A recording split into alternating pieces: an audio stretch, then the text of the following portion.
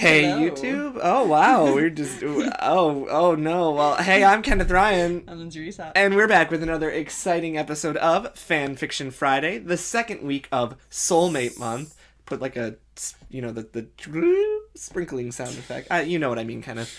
Yeah. That noise. Sparkles. The sparkle noise. So this week we are going to read a fic titled "In Which Dave Strider Learns Who His Soulmate Is" by Stuck fic. pedipalps. Pedipalps. The summary is, or, in which a human boy has his soul mark in an unconventional location and discovers the identity of his soulmate regardless. Cool. So, It's Dave Cat. Dave Cat. And Lindsay is going to be Dave, so I will let you start this off. Okay, and it's second person because Homestuck. Because Homestuck. Your name is Dave Strider, and you don't know who your soulmate is. This wouldn't normally be too much of a problem. It never really is for anyone else until they start getting restless, and you certainly didn't mind until recently. For you, however, it's certainly become a huge issue. You spent the last few months obsessing over it, ever since you entered the game and started to wonder if you'd ever get to meet them now because, the end of the world. I just lost the game. The Tumblr post. I didn't even know about this game until, but also fuck you, because everyone just lost the game. You're Everyone lost welcome. the game. All six of you. You would have been more disappointed than you were when it turned out to not be any of your friends when you met for the first time if your mark was in a place that was the one that usually made contact with someone upon your first meeting. It's not, though, and as much as you wanted it to be one of them, you spent too many years as a teenager repressing your feelings for John. You couldn't help but feel relieved that it wasn't, considering it would make it a bit awkward if that was the first place one of them ever touched on you. Oh. Most definitely did not ease your mind when Rose found out who her soulmate was. She'd shown you her mark before, the shape obviously being that of a hand across hers, as it may be in a handshake. You knew what her mark looked like. What you didn't know, though, was that a troll's mark didn't show up before they first touched their soulmate, like yours did.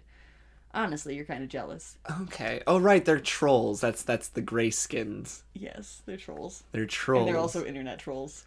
Right. It was the same day as when you met the trolls in person for the first time, and after the whole fiasco with Carcat freaking out over John throwing a bucket at him, and Aradia, and Solix sending the meteor on its course, you'd finally had a chance to make a proper introduction to the trolls. Rose made a point to shake all of their hands. If pressed, she would claim it was purely out of a desire to be polite, but you knew that it was because she wanted to know as badly as you did. And upon making contact with Kanaya's hand, she let out a soft, "Oh," and looked down at her hand to see the colors spreading across her palm where there once was black. Shades of green, a bright red, a gray and orange spot that Kanaya would later swear looked like a blurry image of a matriarch, and splotches of color spread throughout that you would both eventually be able to recognize as the colors of the hemospectrum. Uh-huh. On Kanaya's hand were soft oranges and purples, along with yellows, whites, and pinks that would nicely complement Rose's planet. They both spent... You don't understand what's No, going on I at all. don't. I'm like, uh-huh. They both spent a few seconds just staring at their hands, bending their fingers as if to test them, and then looking back up at each other as everyone else started gathering around to look. Seeing the two of them was beautiful and romantic, and most definitely did not make you even more antsy about who your soulmate could be. You did eventually get to find out, but not until about halfway into your journey. Okay. You'd spent most of this trip by yourself, hiding in your room or hanging out in the common room with your headphones on and not talking to anyone. Occasionally, there would be a bit of communication with someone, but most of your days were spent in the relative silence that was you and your music. It certainly didn't help that the only other human on the meteor spent all of her time with her newly acquired girlfriend. Rose had always been someone you could talk to, but her and Kanaya seemed to be hiding away together about as much as you had been doing so by yourself. Terezi and Vriska were also always preoccupied with each other. Not that you would really want to talk to Vriska anyways. So that left only one other person to talk to. Carcat. Okay, technically Gamzee was around somewhere too, but you think someone locked him in a fridge, and if they didn't, you're not about to go looking for him. Dude's creepy as shit. He's a juggalo. I don't know if you know that. Oh. He's that one. Oh. You liked Carcat. He was loud and abrasive, sure, but you felt like there was something else there too. He was funny, and you think that he tried to be nice to you, which you really appreciated. even though he often told you how annoying he thought you were, calling you an asshole and many other, more creative things. So yeah, you liked him, as a friend. You certainly would have been spending more time with him if it weren't for your stupid subconscious apparently not agreeing with you on the as a friend thing. Gay. Gay. You didn't want to have to avoid and ignore him, but you couldn't handle the embarrassment of having to look him in the eyes after the things you'd thought about him. Yeah, he grew up in Texas, so... Oh, okay. Okay. Yeah. Got it. Anyways, they actually do kind of get together in the Homestuck, though. Oh, that's It cute. is. I know Homestuck's pretty queer, so Very. so that speaks to me. Super. Maybe eventually I'll dive down the rabbit hole. It had started a few weeks in, the first time you'd woken up, sweating, your shorts way too tight, and told yourself that it would probably only be a one-time thing. It was not only a one-time thing. There's no dialogue in this. You started dreaming of Karkat almost every night that you didn't end up waking up in a bubble. Dream bubbles, random. That's a thing? Yep. Okay. Which is more than, the universe. It's just, you just randomly wake up and you're suddenly in some random dream bubble thing. Oh. And there's people there, I don't know. Okay. It's basically a dream, but it's a bubble in space. Okay. You fly through them, and you're like, wow, this is wild. Okay. Which is more than enough to make you very There's a lot uncomfortable with going having on. to face him. Jeez. Yeah. You really kind of do have to understand some parts of Homestuck for some parts of this, but also not really for the I know. I'm waiting for it to get sexy. Yeah. At the beginning, you hadn't done anything about it when you woke up. Opting instead to just sit and wait. It might not get sexy. They might just accidentally touch it. Oh my That'd god. be funny. Wouldn't that be a hoot? It is rated explicit, isn't it? I think, yeah, that's... Yes. For it, yeah. Opting instead to just sit and wait until your boner subsided, like a man. Jerk off like a man. Yeah, After a while, though, you got tired of making yourself suffer nearly every morning as the number of dreams you had in bubbles decreased and the number of dreams you had about Karkat increased. And you let yourself think about him while you were awake, just long enough for you to finish, and then it was back to trying, and failing mostly, to repress your feelings for him. Eventually, though, it stopped being just when you woke up. Most of the time, aside from when you'd just woken up and had to deal with it then, it was later in what would be the evening, if there was a more concrete sense of time on the meteor. You always knew what time it was, though. Somehow, evening ended up being around 2 p.m. most days. Yeah, he's the Knight of Time or something. Oh, he's okay. Random time powers. He can travel through time. Got it. Anyways. He's the cool one. Yes, he's the cool kid. Right, I remember He wears that. Sunglasses and red. Yeah. I remember this guy. Your mind would wander, and it would find Karkat, and your dick would catch on pretty damn quick. And you indulged it. The first time it had happened, you didn't think about it, hadn't even really realized you were doing it. And when you finished, you'd had one of the strongest waves of, oh fuck, crash over you that you'd ever felt since you'd started the game. And you'd more or less just sat and zoned out and started at your own jizz on your hand for a few hours. What? Contemplating what you'd done. Oh my god. Hours. Just hours? Ugh. Okay. Ugh. You get crusty, probably. You. That's so gross. Okay. That was a long time ago, though. Now you feel less regret. You and Karkat had grown closer as friends, as one does when forced to live in a shared small space for an extended period of time.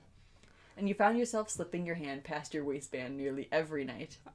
You still curse yourself and tell yourself that you're being so fucking creepy, jerking off to the thought of someone who could very possibly be becoming one of your best friends. Yeah, kind of creepy. Uh-huh. But at the same time, you think that it's fine because you're a teenager, and that shit happens sometimes. Besides that, you think that you might actually be starting to catch feelings for him. You stop feeling any regrets at all a few nights later. You and Karkat had spent most of your time together that day, helping the mayor with Cantown. And by the end of it, both of you decided you were tired as hell and wanted to go to bed. It was 3:30 in the afternoon. All right. You both say your goodbyes to each other and the mayor, and head off in your respective directions. You don't realize it at the time, but you forget one of your spare pairs of shades behind on your way out. Oh, the reason for him to catch you. I guess. Almost as soon as you're in your room and the door is shut and he's gonna moan his name or something, and then he's gonna walk in and be like, you want to call me? And then he's like, no. Oh my god. Nope. Daddy, give me cummies? So as in your room and the door is shut, you're on your bed and you've got your hand on your pants. You don't have a specific reason for it, other than just Karkat in general, you suppose. But you're extremely horny, and you don't know how Karkat didn't notice your boner before the end of the night. I don't know. You might not even know what it is. Aliens. Right? He's like, I don't get this. The general headcanon is tentacle dicks.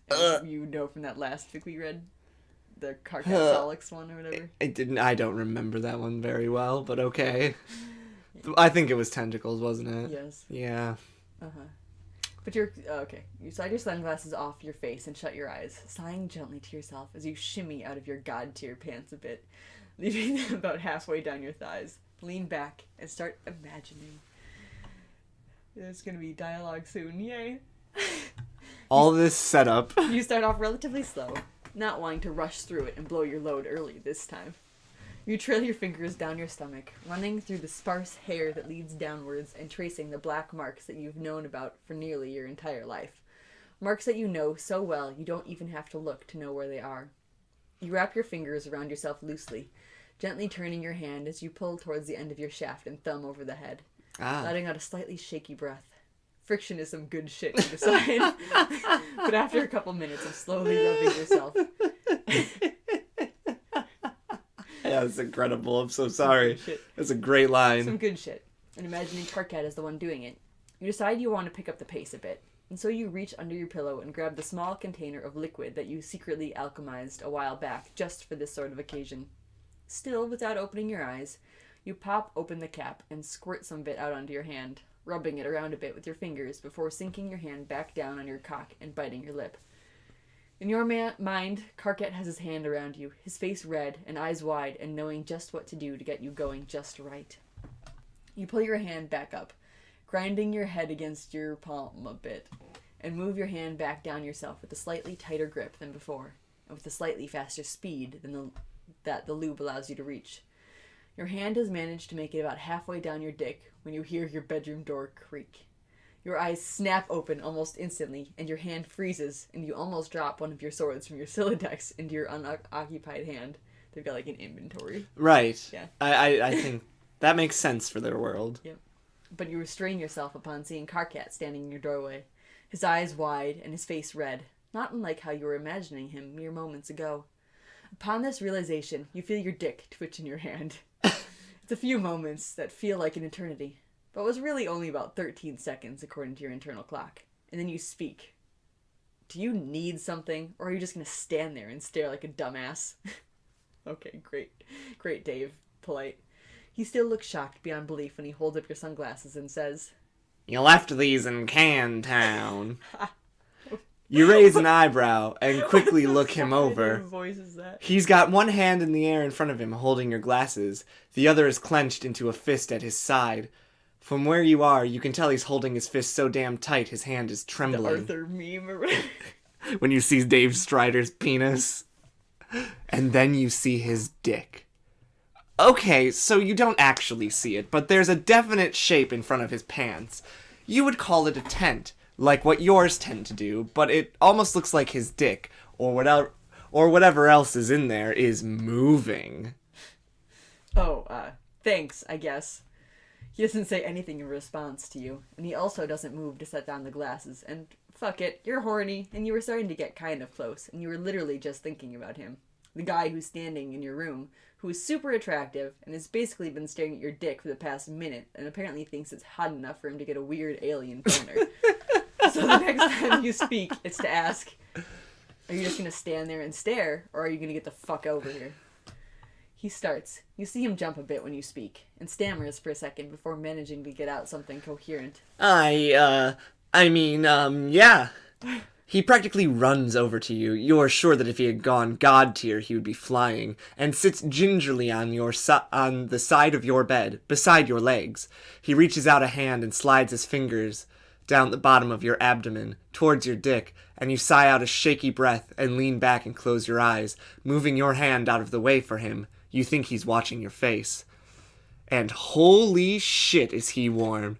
He's so gentle. His touch is so light as he plays with the hair at your base before he wraps his fingers around you and gives one long, slow stroke that makes your eyelids flutter even though your eyes are already shut and you bite your lip. His hand is so soft, so much softer than what you'd imagined and expected of a troll's hands to be, and so much softer than yours. They're kind of like bugs, aren't they? I don't know. Exoskeleton. And you can hardly think about anything except for Karkat in his hand and how fucking warm he's making you feel. It's a good warmth. A soft heat that started the first time he touched you, spreading along you as he moved his fingers and following his hand up and down your cock as he gives you the best, and only, unless you count yourself, but it's still extremely fucking good, hand job you've ever had in your whole life. Almost out of instinct, your clean hand reaches up and slides into his hair, so soft, everything about him is softer than you'd ever imagined, and pulls his face down to yours. You kiss him, softly at first, like you're unsure, like he doesn't have his hand around your fucking dick right now, and then a bit more forcefully, sliding your tongue between his lips. When he parts them the smallest bit, he lets out a noise, a quiet, high-pitched whine that you breathe in and reply with a sort of sound. You manage to stay quiet for most of it, until he starts speeding up and hitting just the right spots on your cock, just like you'd imagined he would, and you gasp out that you're close and start breathing out his name on repeat into his mouth, and you don't even really know what you're saying, only that it's any and all combinations of his name and telling him how well he's doing because he's doing so damn well you could hardly believe it. You reach up and lace your fingers with his around your own dick as you work yourself to and through completion, and you spill over both of your hands. Alright. Cool, I guess. The use of completion is an interesting choice. I mean, that happens all the time. You stay how you are for a few seconds before you feel Karkat moving your hand with his, and then you feel something wet on your hand, and your eyes snap open and nearly bulge out of your head when you see him using his tongue to clean your cum off his hand and yours, right in front of your face. That's the first thing you notice. The second is that you're definitely going to need new sheets, and probably a whole new bed. Wow. Now you just know why they need buckets. You don't even have to move to look very far to see the huge red stain that's been left on your bed. You can't help but feel a little bit impressed, though, that you were apparently good enough and hot enough that just getting you off got him off, too. The third thing you notice is his hand. Specifically, you notice splotches of color on his fingertips and his palm that most definitely weren't there before.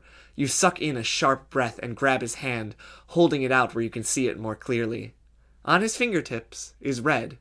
There are different shades, but the most prominent is the one of the color that your eyes share with Karkat's. There's a slight dusting of orange throughout, but you don't see the full extent of colors on him until you move your eyes to his palm. In a wide stripe that covers the distance between the base of his thumb and the base of his pointer finger and spreads across, the nearly perfectly straight on the edges, is an explosion of warm colors.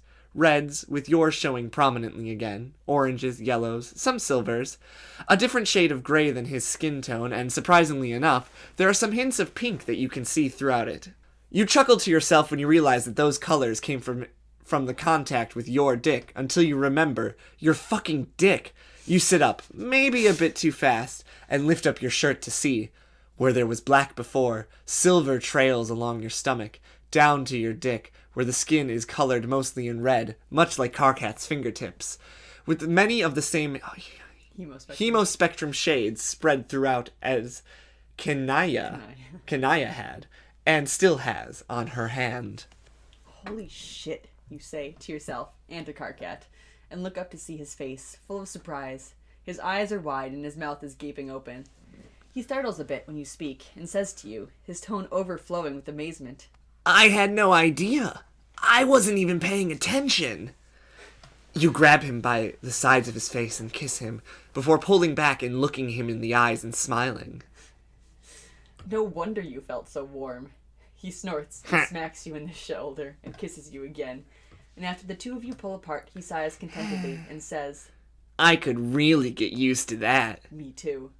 You nod in agreement, and pull up your pants after realizing your dick is still out before you lean back and pull Karkat down onto your chest and just lay there and hug him. Neither of you even care that the bed and Karkat are both still soaked in troll jizz. You're just so content to stay there, together. That is, until a few minutes later, when you sit up and look Karkat in the face with an expression of, what the fuck, as you realize, and you speak. How the fuck did I not touch you at all for a year and a half? Okay, great. End of the video. Oh, that's just the end. Okay.